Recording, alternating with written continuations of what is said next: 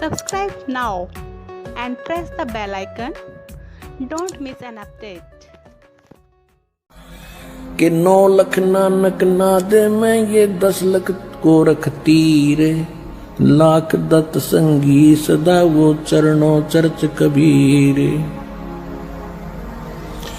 9 लाख नानक ना दे मैं ये 10 लाख गोरख पासे, अनंत संत पद में ले ये कोट तेरे रविदास।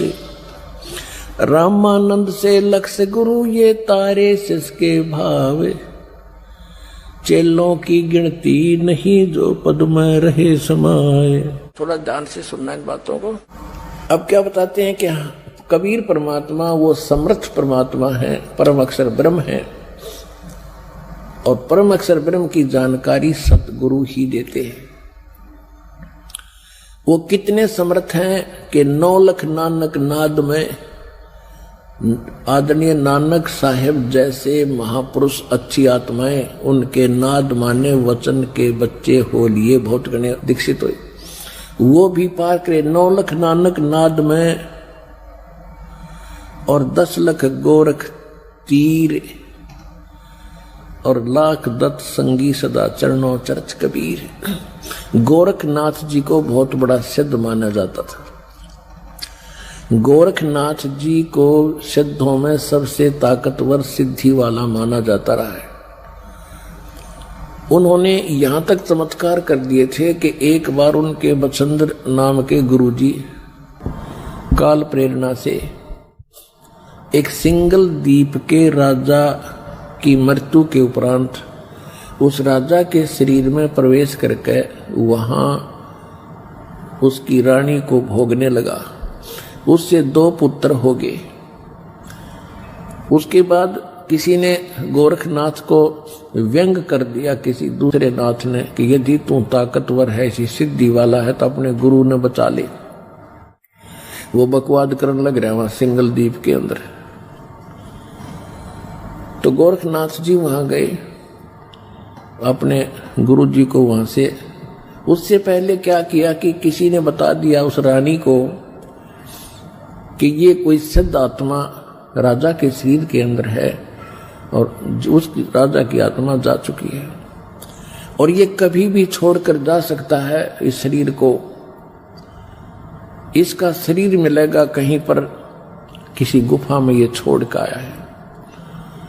तो रानी ने नौकरों को आदेश दे दिया, क्योंकि उसने तो राजा चाहिए था, शरीर चाहिए था, चाहे उसमें कोई आत्मा हो।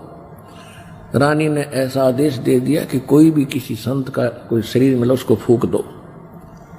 सभी ने घूम फिर कर, नौकरों ने गुफा में एक शरीर पाया, उसको जला दिया, वहीं पर राख कर दिया। रानी निश्चिंत होगी।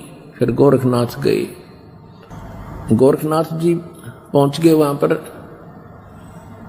गोरखनाथ क्योंकि वहां जाने नहीं दिया गोरखनाथ जी को, तो उसको मना कर दिया था रानी ने। मुनादी चारों तरफ पहरे छोड़ दिए थे सीमा के ऊपर, कोई संत नहीं आ जा, क्योंकि साधु संतों ने यह भी बता दिया था कि एक गोरखनाथ नाम का इन मच्छंद्र जी का शिष्य है, वो आकर इनको निकलवा सकता है यहां से। तो रानी ने चारों तरफ सीमा पर भी ये पहरे बैठा दिए थे कि कोई साधु संत मेरी इस नगरी में प्रवेश ना हो जा। चारों तरफ कति बाढ़ लगा दी थी, एक गेट थाने का वहां पर पहरे छोड़ दिए थे। एक बार मच्छंद्र जी से उस रानी को पुत्र हुआ। फिर पुत्र का जन्मदिन हुआ किसी दिन। उसमें गाने बजाने के लिए बाहर से मंडली जानी थी, और गोरखनाथ ने पहुंचना था। गोरखनाथ को जाने नहीं दे रहे थे। गोरखनाथ जी ने एक ढोलकी बजाने वाले के 10 लगा दिए सिद्धि थे। वो बाहर से जो मंडली आई थी बाजे बूजे बजाने वाली, और इतने 10 लगा दिए कि वो चल नहीं सके। तो वो चिंतित हुई मंडली के राजा के यहाँ जाना था, हमारी तो सजा भी होगी, पैसे भी ना मिल रहे। तब गोरखनाथ जी ने कहा, भी क्या बात है, क्यों चिंतित हो? कि ऐसे ऐसे हमारे एक साथी के 10 लग गए, राजा के यहाँ जाना है, और एक ढोलकिया बिना बात बने नहीं ना। गोरखनाथ बोले, मैं बजा दूंगा तो ढोलकी तुम्हारी। बोला ठीक है। तो उन्होंने बजवा के देखी, सुर में सुर मिला दिया, अगर बढ़िया काम चल गया। अब वहां आगे मच्छंद्रनाथ बैठा राजा के शरीर में, अफलातून पाक्या सिंहासन पर, रानी बैठी बराबर में, दोनों 2 बच्चे हो गए थे, दोनों बच्चे गोदी में। अब वहां वो गा बजा रहे थे तो गोरखनाथ कह रहा था डुम डुम डुम, जाग मच्छंद्र जाग, तेरे फूट गए भाग, तो यहां से निकल, जाग मच्छंद्र जाग, तेरे फूट गए भाग। अब वो मच्छंद्र राजा के शरीर में बैठा, फटफड़ी ली, तब रानी से कहा कि इस ढोलकी वाले को रख ले या नौकर। ढोलकी वाला नौकर रख लिया। फिर उसको समझाया कि आप क्या उद्देश्य लेकर तो शिक्षा दिया करते थे, कहाँ फंस गए बीमारी में, चलो। तो कहने लगा मैं चलूं तो मेरा तो शरीर फूक दिया, अब जाऊं कैसे, कि तो आप निकलो यहां से। वो शरीर छोड़कर निकल गए। वहां पर राख थी, उस राख के अंदर ये अस्थि बची हुई थी, अस्थि, जिनको ये मरने के उपरांत की डाल का गंगा वंगा में छोटी मोटी बच रही थी, उनको इकट्ठी करके अपनी शक्ति से गोरखनाथ ने मच्छंद्र जी का शरीर बना दिया पूरा उसी एज का, और उसको प्रवेश कर दिया। अब फिर क्या था, अब देखो पुण्यात्माओं, ये है खेल। हम यहां फंसे रहे, हम यहां अड़गी बुद्धि के इतना महापुरुष, और देखो मुर्दे को भी जीवित कर दिया, शरीर भी नहीं था फिर भी शरीर बना दिया। जैसे अब ये चल रहा है ना, आपका प्राइम टाइम है ये, इसमें जो भक्ति करके पार ना हुए ना, इनमें इतनी गजब की भक्ति संचित हो जाएगी, और इन्हीं से सिद्धियां आती हैं। इसी भक्ति को अगर आप खराब करने लग जाओगे ना कुछ दिनों में, बिना ज्ञान के, किसी का झाड़ा लान लागे वो ठीक हो जाएगा, और कोई किसी को आशीर्वाद दोगे वो फलने लग जाएगा, आपका पंचर हो जाएगा। तो ये इतनी भक्ति इकट्ठी कर लेते हैं ये साधु संत इस समय में, अब जो चल रहा है, और ये पार हो नहीं पाते, ये फिर काल के फंस जाते, और यही फिर आगे प्रसिद्ध होते रहते। फिर क्या होता है कि गोरखनाथ पिछले जन्म से सिद्धि युक्त था ऐसे। अब हम ये सोचते हैं वो ऐसा महापुरुष हो तेरे की, ये तो भगवान ने है, इस ताकतवर और कौन होगा। अब उधर से चला था, क्या नाम है, राजा निकल के वहां से, तो राजा ने क्या किया, एक थैले में सोने का असरफी डाल ली गणिए, आगे काम आऊंगे अपने भंडारा में। अब जब वो मच्छंद्र का शरीर बना दिया, राजा का शरीर वहां छोड़ दिया, फिर वो झोला ठाके चला मच्छंद्र, क्योंकि आत्मा तो वही थी जो सारी क्रिया करी, और उस थैले में के थी वो सोने की असरफी।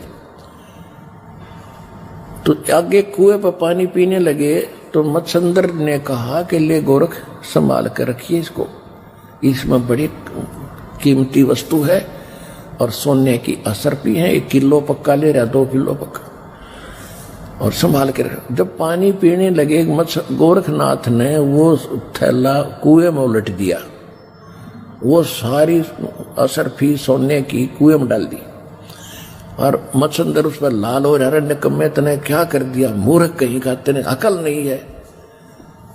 गोरखनाथ बोले गुरुदेव आप तो कति राज ऋषि बन गए, ब्रह्म ऋषि नहीं रहे।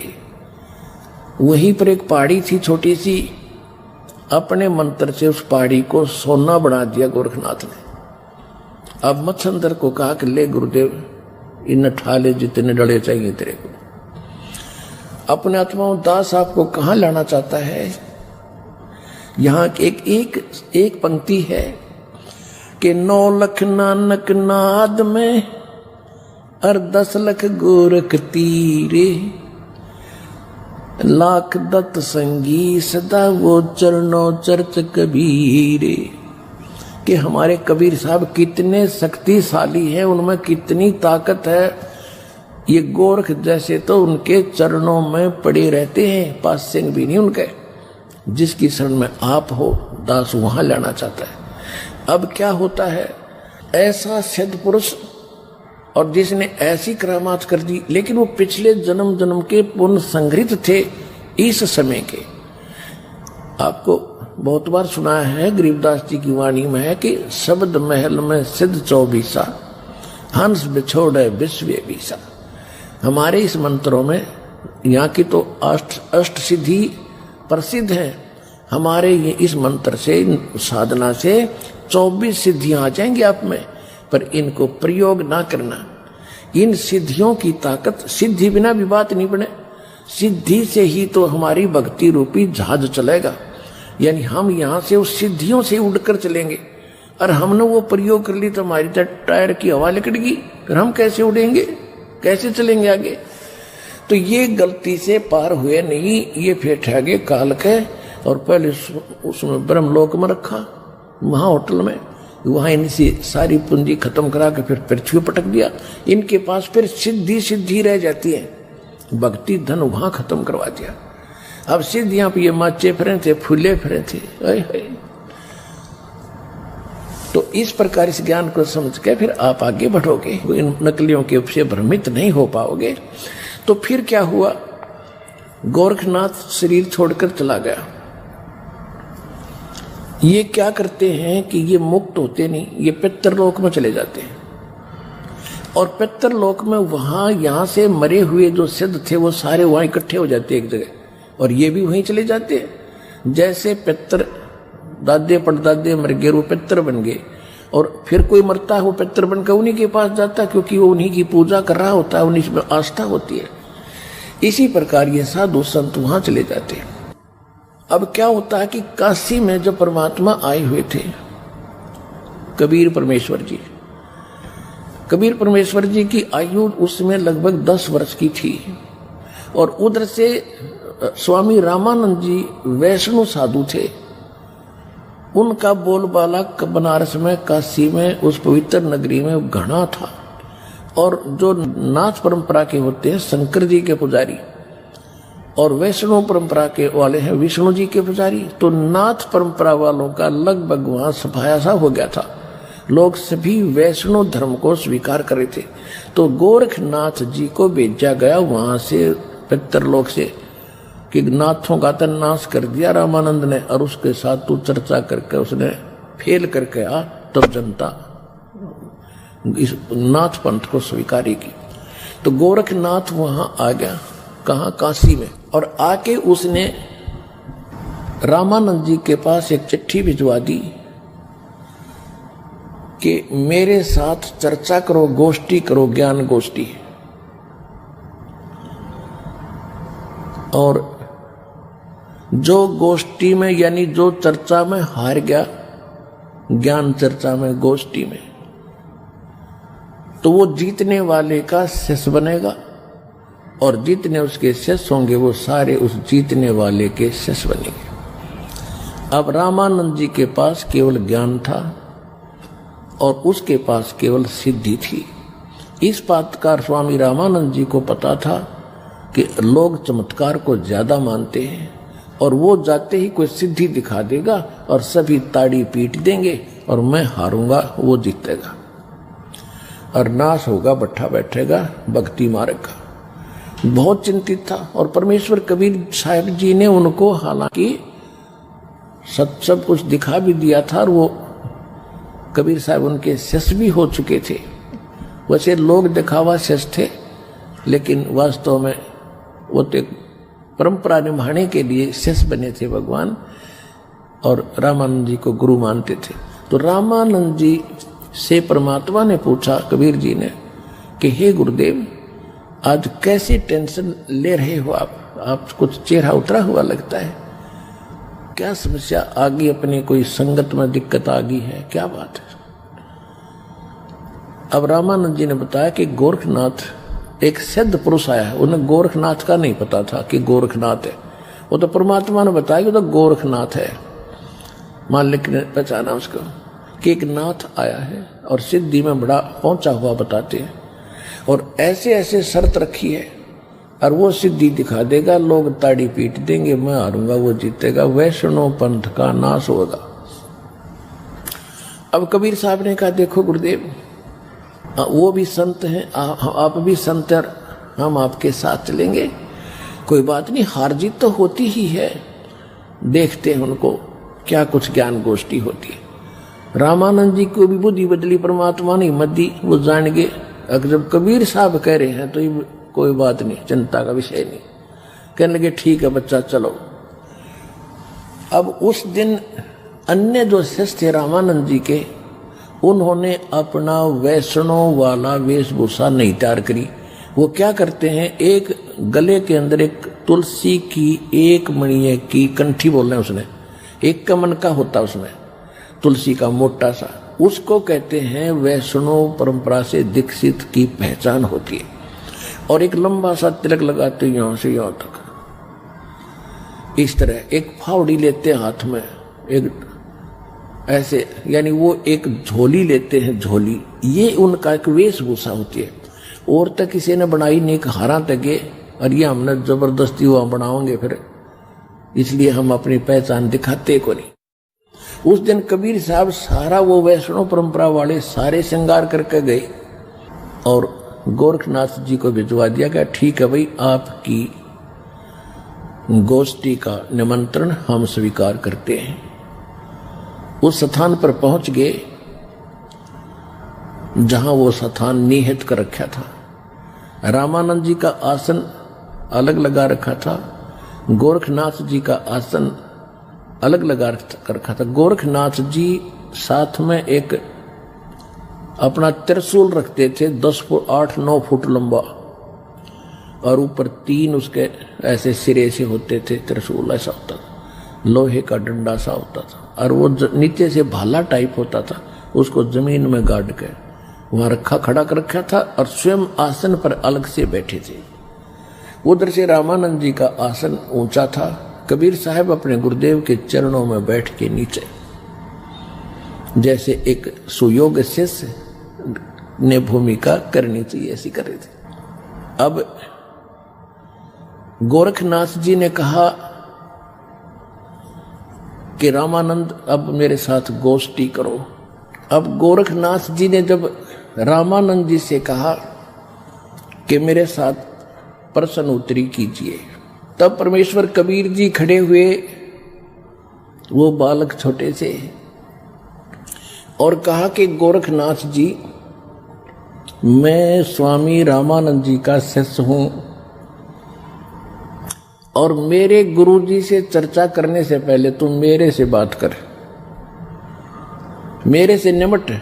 गुरु जी तक बहुत बड़ी बात होती है, मेरे से कर बात। अब गोरखनाथ जी ने कहा कि तू कब से वैष्णव बन गया, कल का बालक है, 5-10 वर्ष का बालक है तू, और गोष्ठी करेगा गोरखनाथ के साथ, तो कब का, तेरी उम्र भी क्या है। अब थोड़ी सी वाणी सुनाते हैं आपको, फिर उसके बाद कथा सुनाएंगे। योगी गोरखनाथ प्रतापी, तासो तेज पृथ्वी कापी, काशी नगर में 100 पग पर ही, रामानंद से चर्चा कर ही। चर्चा में गोरख जय पावे, कंठी तोड़े तलक छुड़ावे। सत्य कबीर शिष्य जो भयहु, ये वृंतांत सो सुन ले हो। गोरखनाथ के डर के मारे, वैष्णव नहीं बेख संवारे। तब कबीर आज्ञा अनुसारा, वैष्णव सकल स्वरूप संवारा। अब गोरखनाथ जी के पास रामानंद को खबर पठाई, चर्चा करो मेरे संग आई। रामानंद की पहली पौड़ी, सत कबीर बैठे तिस ठौरी। कहे कबीर सुन गोरखनाथा, चर्चा करो हमारे साथा। प्रथम चर्चा करो संग मेरे, पीछे मेरे गुरु को टेरे। बालक रूप कबीर निहारी, तब ये वचन उचारी। यानी कबीर परमात्मा को बालक रूप में देख कर गोरखनाथ जी क्या बोले, कब के बहे बैरागी कबीर जी, कब के बहे बैरागी। कि तुम कब से बैरागी बन गया, वैष्णव कब से बन गया, तू काल का बालक। परमात्मा क्या बोले, नाथ जी तब से भये बैरागी, मेरी आद अंत सुध लागी। क्या बताते हैं कि मैं कब से बैरागी हूं। धूंधों कार आद का मेला, नहीं गुरु कोई ना था चेला। तब का तो हम योग उपासा, और जब का फिरूं अकेला। धरती नहीं जद की टोपी दीना, तेरा ब्रह्मा नहीं था जद का टीका। और शिव शंकर से योगी ना थे, मेरा तब का जोड़ी शक्का। द्वापर की हम करी फावड़ी, त्रेता का हम दंडा। सतयुग मेरी फिरे दुहाई, और कलयुग फिरो नौखंडा। गुरु के बचन साध की संगत, अजर अमर घर पावे। कह कबीर सुनो हो गोरखे, हम सबको तत्व लखावे। कि ए गोरखनाथ, मैं जब तक ना ब्रह्मा था ना विष्णु था, उससे पहले का हूं मैं। इस बात को सुनकर गोरखनाथ जी ने क्या पूछा, अरे क्यों बात बना रहा है तू भक्त, तेरी उम्र क्या है? अब क्या बताते हैं परमात्मा, जो बूझे सोए बावड़ा, जो बूझे सोए बावरा, क्या है उम्र हमारी। असंख्य योग पर ले गए हम तब के ब्रह्मचारी। कोटि निरंजन हो गए परलोक सिधारी, हम तो महबूब हैं भाई सदा ब्रह्मचारी।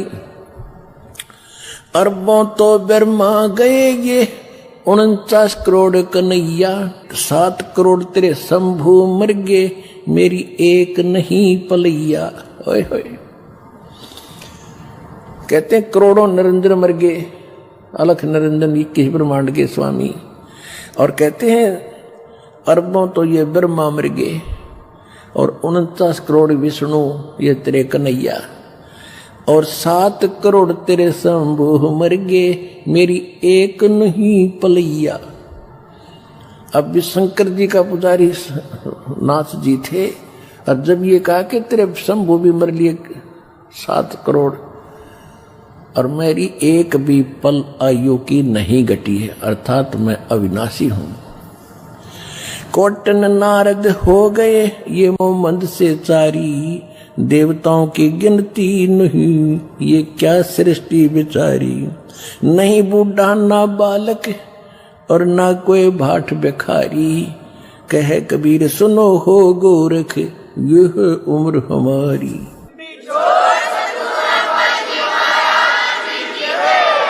अब गोरखनाथ जी ने सोचा भाई ये तो घनी घनी बात बना हुआ है ये बच्चा, और सुनने वाले खुश हो रहे थे। एक छोटे से बालक ने कितना गजब का उत्तर दे दिया। अब ताड़ी पीटने वाले थे इतने में गोरखनाथ ने क्या किया, जो उसने त्रिशूल गाड़ रखा था, त्रिशूल आसन से उठा, सिद्धि से नो का नो आसन पदम लगाए लगे, ऐसा उठा और उस त्रिशूल के ऊपर जा बैठा। ये देखिएगा। और परमात्मा ने क्या किया, परमात्मा ने कहा कि गोरखनाथ अब मैदान छोड़कर भाग मत। आपकी और हमारी ज्ञान गोष्ठी की बात हुई थी, ये ड्रामेबाजी दिखाने की नहीं, ये जादूगरी दिखाने की बात नहीं हुई थी, ज्ञान की बात हुई थी। और ज्ञान कर बैठ ढंग से आकर यहाँ आसन पे। ये ड्रामा क्या दिखा रहा है? लोगों ने ताली पीट दी क्योंकि वो बैठ गए ऊपर जाके। तो गोरखनाथ ने कहा कि अगर तुम्हारे अंदर कोई ताकत है भगवान की, मेरे बराबर आकर बैठ, तब मैं गोष्ठी करूंगा तेरे से। जमीन से 8-9 फुट ऊपर त्रिशूल के ऊपर जज कर बैठा सिद्धि थे। परमात्मा को तो पता था ये बालक कितनी क्या हरकत करेगा। परमात्मा जो सूत होते थे, सूत कपड़ा बुनते थे, और सूत की एक कुकड़ी, बोलना हरियाणा में कुकड़ी, जो चरखे में माताएं काटा करती थी, वह इतनी मोटी हो जाती थी, धागे की रील सी, वह जेब में डाल रहे थे पूरी। कबीर साहब ने क्या किया कि उस धागे का एक हिस्सा पकड़ के और वो कुकड़ी यानी वह रील ऊपर न फेंक दी, वह ऐसे खुलती खुलती और सीधा 150 फुट की ऊंचाई पर जाकर ऊपरला एंड खड़ा हो गया स्ट्रेट नो का नो, मालिक की ताकत से। और परमात्मा वहां से उठे और उसके ऊपर के एंड पर जाकर बैठ गए। ये देखो, अब वो नाथ जी बौना सा दिखे, 150 फुट का 9 फुट ऊंचाई। कबीर साहब ने कहा कि ले नाथ जी, अगर बराबर बैठ के ही चर्चा करनी है तो आजा बेटा यहां मेरे बराबर में। अब देखो, ऐसी बात नहीं है कि गोरखनाथ तो आकाश में उड़ सकता था, लेकिन एक तो चुंबक होता है, परमात्मा तो सिद्धियों के भंडार हैं। और सिद्धि क्या, जैसे यह घड़ी है, यह सिद्ध कर दी मैकेनिक ने, और यह चल रही है सुइयां, और इसको चुंबक के सामने कर दो वहीं स्थिर हो जाएंगी, चल नहीं सकती। तो वो सिद्धियां परमात्मा ने पहले उसकी सिद्धि फेल करी।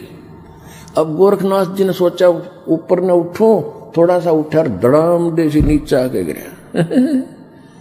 भाई की डुड्डी और डिग्गी होती।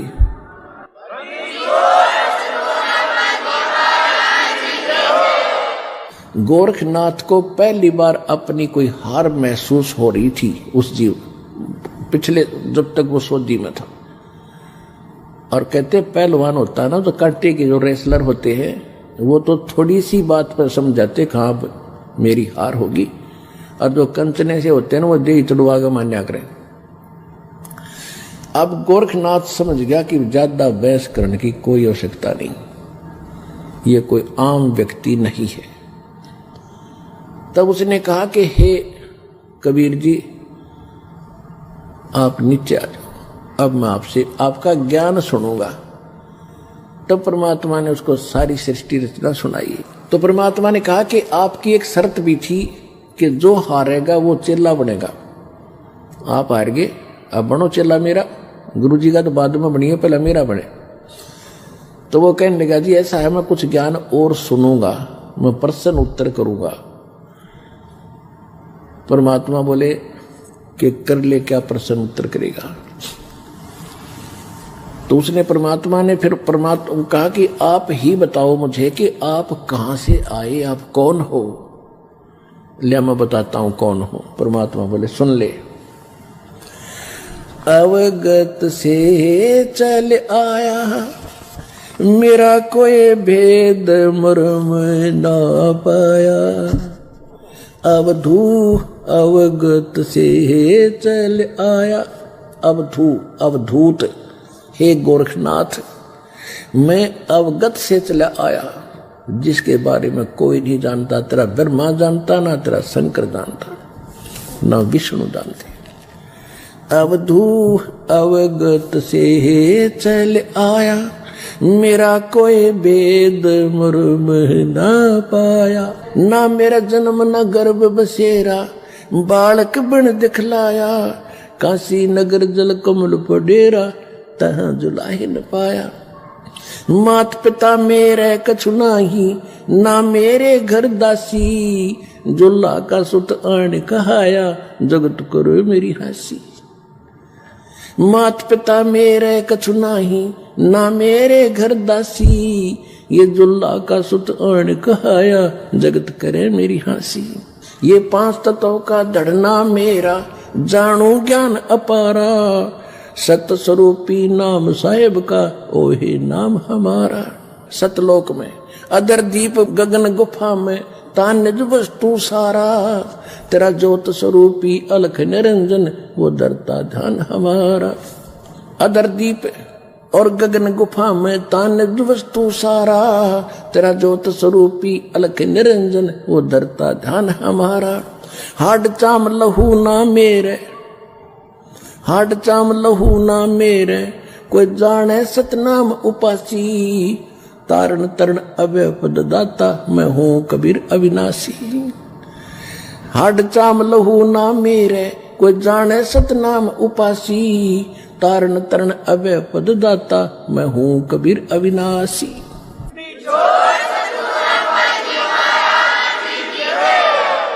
अपने आत्माओं सूक्ष्म वेद में फिर गरीबदास जी ने बताया है कि गोरखनाथ सिद्धि में बोला, यथार्थ मार्ग को छोड़कर सिद्धि में भूल गया मार्ग को। गोरखनाथ सिद्धि में भूल्या और टूने टामण हांडे फूल्या। ये मुर्दे तक को जीवित कर दे, पहाड़ को सोना बना दिया। इनको तो गरीबदास जी कहते हैं वो मूर्ख टूने टामण करता फिरता था, उसको क्या मिला जीवन में? महिमा तो होगी पर मोक्ष रह गया। मन तो सुख के सागर बस रे भाई और ना ऐसा यस रे। भाई तो सुख के सागर बस रे भाई और ना ऐसा यस रे। देखो इसको कहते तत्व ज्ञान, इसको कहते सुख संवेद। अब हम एक ही बात को सुनकर उसकी महिमा गाते रहते थे, उसी के गुण गाते रहते थे, हमें पता नहीं था। इतनी जबरदस्त सिद्धियां दिखाने वाला व्यक्ति और कति जीरो था, -0 था अध्यात्म मार्ग में। आप गोरखनाथ कहते हैं गोरखनाथ सिद्धि में भूल्या और टूने टामण हांडे फूल्या और जंतर मंत्र जोग निभाई और काल चक्कर जम जोरा खाई। तुम हो जम की फर्दी माही। गोरखनाथ को कबीर साहब ने कहा कि तू तो काल की फर्द में चढ़ रहा है। फर्द कौन सा हो जो परमानेंट आपकी जमीन हो जाती है ना, आपकी फर्द में आ जाती है तो आपका नाम होगी वह पक्की। तो परमात्मा ने कहा कि तू तो काल की फर्द में चढ़ रहा है काल का फिर गधा बनेगा अगले जन्म में। ये तो सिद्ध पाक गया, महिमा होगी तेरी। सिद्ध नहीं ये गधे हैं जो जाने नहीं सतनामा। कहते जिनके पास सतनाम नहीं वो आज भी गधे हैं, वो सिद्ध नहीं है। हम उसको सिद्ध पुरुष कहते थे। तो गोरखनाथ जी ने जब ये ज्ञान सुना, उसने सोचा भी इसको फालतू छेड़ने की जरूरत नहीं है। ज्ञान में यू तुझे कति नहीं जानते। सिद्धि में भी उसके जचगी, फिर उसका फिर भ्रम रह गया थोड़ा सा। कहने लगा जी एक बार गंगा के किनारे चलो। अब चल भाई क्या रह गया, एक और मैं कुछ लीला करता हूं, आप मुझे उसमें पराजित कर देना, मैं आपका शिष्य बन जाऊंगा। परमात्मा बोले चल। गोरखनाथ जी गंगा के अंदर छलांग लगा गए और एक मछली का रूप धारण कर लिया। घनी मछली वहां पर। तो उसने कहा था कि मैं इसमें छलांग लगाऊंगा और मुझे आप खोज देना दरिया से, फिर मैं आपको गुरु बना लूंगा। अब गोरखनाथ जी छलांग लगाई, मछली रूप बना लिया। परमात्मा ने छलांग लगाई, वह मछली पकड़ कर टिटवी बाहर लिया और बाहर काट के गोरखनाथ बना दिया।